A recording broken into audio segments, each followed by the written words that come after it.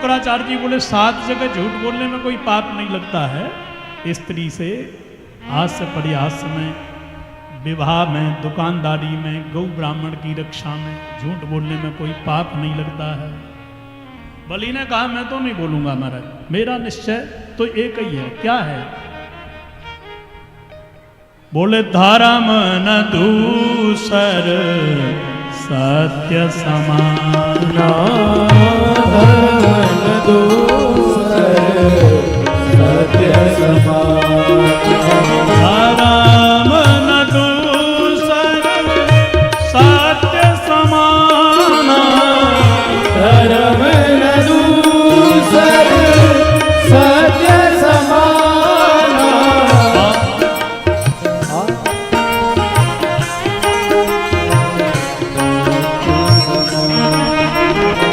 आगम निगम पुराण बताना,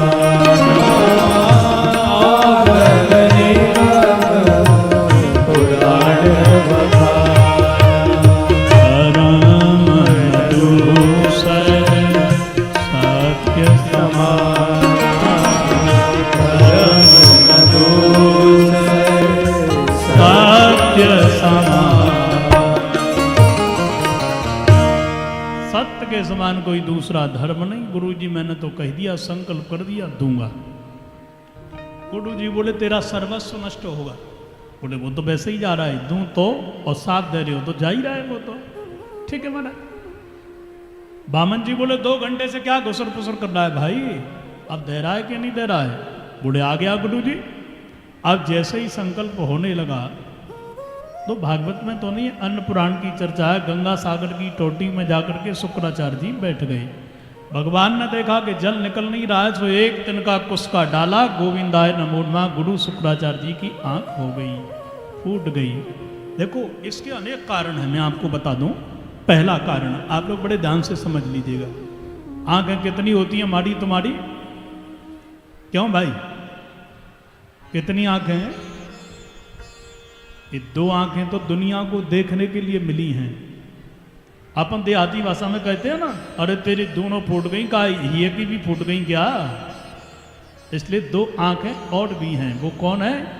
दुनिया वाले को देखने के लिए अंतरात्मा की आंखें। तुलसीदास जी कह रहे हैं, मरमी सज्जन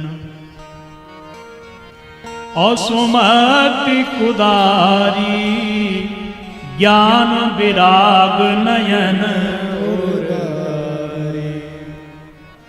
ज्ञान और वैराग।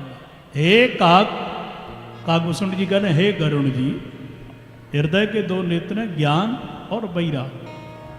ये दोनों नेत्रों के द्वारा अंतरात्मा में छुपे हुए ईश्वरीय तत्व को हम देखते हैं। कब देखोगे?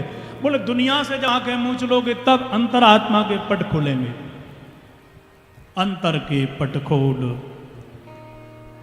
सखी तो है पिया मिलेंगे। जब बाहर के नेत्रों को बंद करोगे तो अंदर के नेत्र खुलेंगे ना।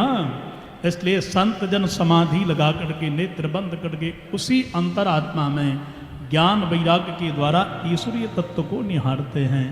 प्रेम से बोलो श्री राधे, श्री राधे। अस्तु ध्यान दीजिए। अच्छा सज्जनों, गुरु जी ने विचार किया कि आंख तो फूट गई हमारी, अब हम क्या करें? अंत में जाकर के भगवान ने विराट रूप बनाया। एक पैर से महाराज धरती तक 7 लोक नीचे के नाप लिए, दूसरे पैर से भू भुव स्वहा महाजन तप सत्यम 7 लोक ऊपर के नाप लिए। अंत में भगवान ने कहा कि अब दूसरे पैर का क्या, तीसरे पैर का क्या करोगे? 2 में मैंने संपूर्ण धरती को नाप लिया। यदि कहा, संकल्प किया, वो नहीं दोगे तो नरक जाओगे। बोलो। बलि को बांध के वामन भगवान ने नीचे डाल दिया और कहा भगवान ने कि द्वाभ्याम क्रांता मही सर्वा तृतीयम उपकल्पया, अब तीसरे पैर की पूर्ति नहीं करोगे तो नरक जाओगे। राजा बलि ने कहा किस प्रकार? एक बात बताओ, दाता बड़ा है कि दान? भगवान वामन ने कहा कि दाता तो दान को कमाता है, धनवान तो धन को कमाता है, इसलिए धनवान बड़ा होता है न कि धन। या को मतलब मैं बड़ा हूं? तो महाराज कृपा करके बताओ। 2 पैर में मेरी संपत्ति नप गई, 2 से ज्यादा तो मैं ही हूं ना।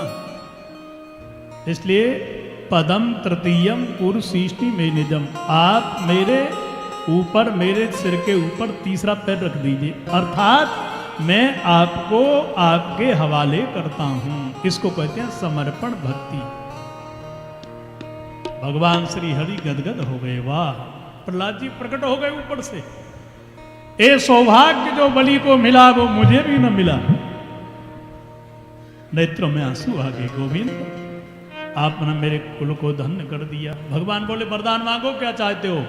विंध्यावली बोली मांगन दे हम मांगत नहीं। आपसे क्या मांगना है महाराज? जो हमारे दरवाजे पर स्वयं आकर के मांग रहा है, उससे क्या मांगना है?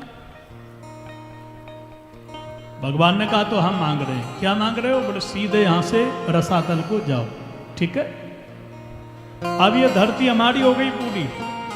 सीधे जाकर के भगवान ने पहले तो गुरु जी को दक्षिणा दी, गुरु जी ने इंद्र को सिंहासन लौटा दिया। भगवान फिर आए तुरंत।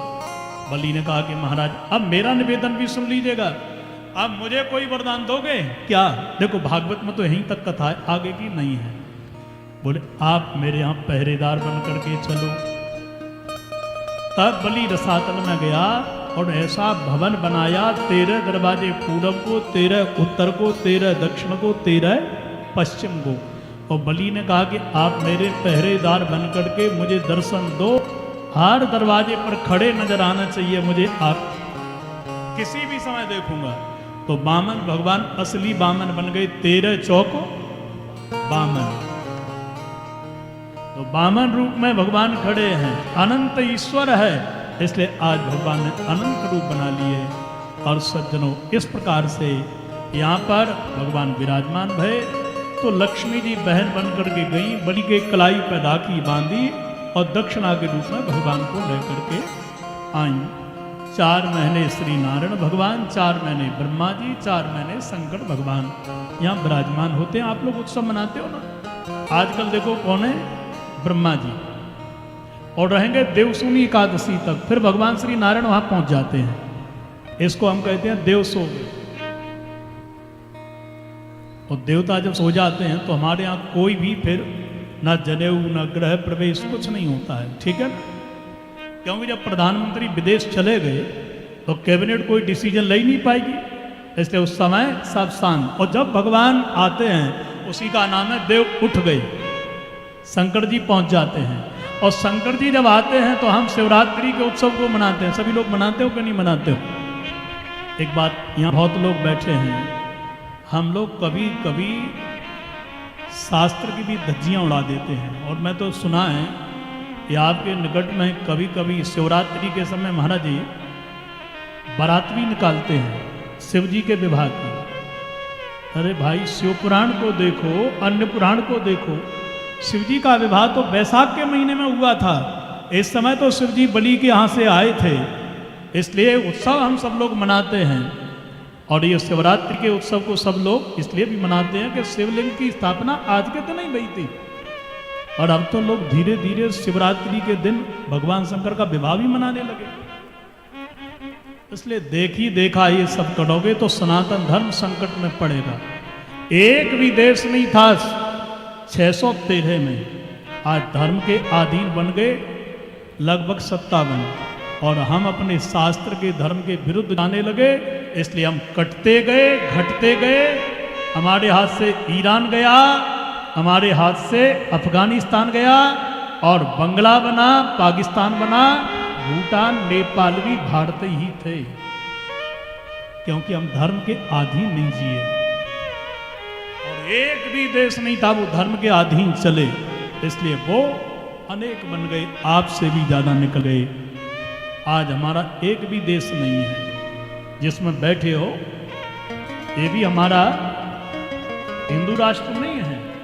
और आप लोग आवाज उठाओगे तो ये भारत देश जरूर हिंदू राष्ट्र बनेगा। बोलो सनातन धर्म की जय हो।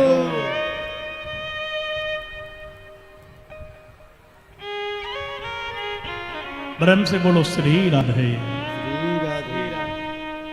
ऐसे ही भगवान आए मत्स्य के रूप